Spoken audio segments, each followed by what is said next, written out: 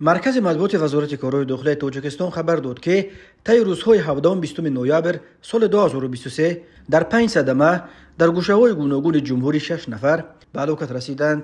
از جمله 17 نوامبر سال 2023 تخمینا ساعت 19:30 دقیقه راننده ماشین تمغه مرسدس بنز رامونوف عبدالرحیم سال تولدش 1963 ساکن نوع باباجان غفوروف هنگام حرکت در راه موشنگرد دوشنبه خوجند چنوق از سمت شهر خوجند به سمت شهر دوشنبه از عهده دوره واسطه نقلیات نبرآمده در منطقه جماعت دیهات دهموی نویه جبو رسولوف پیادهگرد عزیزوف رضا سال تولدش 1949 ساکن نوع مذکور را پخش نموده است. در نتیجه پیادهگرد عزیزوف جراحت‌های گوناگون جسمانی برداشته در جای حادثه به هلاکت رسیده است. 18 نوامبر سال 2023 تخمینا ساعت 21:00 دقیقه راننده ماشین تمغه لکسوس خولوف سیاووش سال تولدش 2002 ساکن شهر دوشنبه هنگام حرکت با روی کوچه نبیف شهر دوشنبه از سمت کوچه شستپالوف به سمت کوچه رسولوف هنگام رسیدن در کوچه نبیف پیادهگرد نابالغ دولتوف امیجان سال تولدش 2015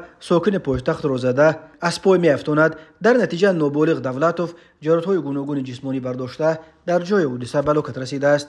18 نوامبر سال 2023 تخمینا ساعت 13:00 دقیقه راننده ماشین تمغه کماز ظریفوف مراد علی سال تولدش 1970 ساکن نویه مشچا هنگام حرکت در روی ماشینگرد دیهه لنگلیف نویه کوهستان مشچا از عهده دوره واسطه نقلیات نبرآمده از بلندی 300 متر به پایان چپه شده است.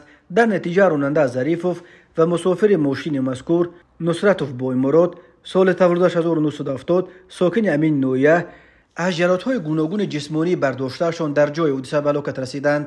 19 نوامبر سال 2023 تخمینا ساعت 08:00 دقیقه راننده اتومبیل تمغه خونده ترسونوف نعیم جان سال تولدش 1982 ساکن شهر خوجند هنگام حرکت در راه موشنگرد باباجان غفوروف جبو رسولوف در کوچه یووی نویه باباجان غفوروف از عهده دوره واسطه نقلیات نبرآمده پیادهگرد نابالغ محمد جانوف اهل دین سال تولدش 2013 ساکن نویه مذکور را پخش نموده است. در نتیجه پیادهگرد نابالغ در بیمارخانه به هلاکت رسیده است. 20 نوامبر سال 2023 تقریبا ساعت 20:40 دقیقه راننده اتومبیل تمغه BMW یعقوبوف بختاور سال تولدش 1995 ساکن شهر استرافشان هنگام حرکت از سمت کوچه جامی به سمت کوچه دهوتی پایتخت از عهده دوره واسطه نقلیات نبرآمده پیادهگرد نبیف بارام سال تولدش 1963 ساکن نویه فرخو را پخش نموده است. در نتیجه پیادهگرد نبیف جراحت‌های وزن جسمانی برداشته در جای حادثه به هلاکت رسیده است. اوید بین حادثه و تحقیقات ادامه دارد. راه‌های تاجیکستان از لحاظ صدمه‌ها پرخطر دانسته می شوند. هر سال بر اثر صدمه ها در راه‌های تاجیکستان تا 400 نفر به هلاکت رسیده بیش از 1200 تن دیگر معیوب می شوند.